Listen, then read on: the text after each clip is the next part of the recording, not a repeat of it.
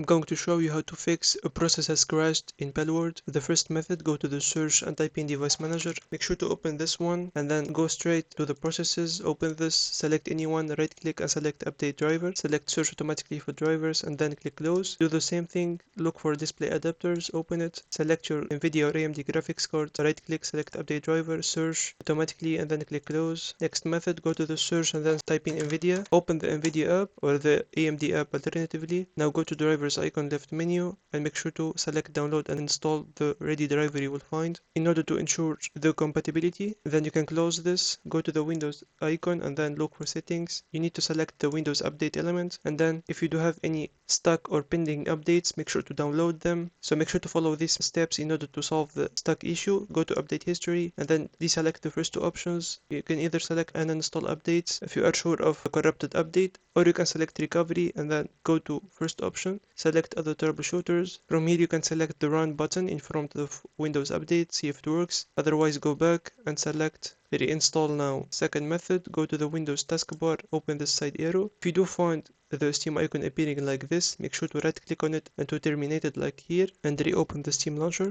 After that, go to library and click collections, select Palworld from here and then click on this gear icon, go to properties. After that, go to installed files on the left menu and click on this verify integrity of game files. In order to prevent any corrupted or missing file causing your issue, wait for the process to finish and hopefully the issue is fixed.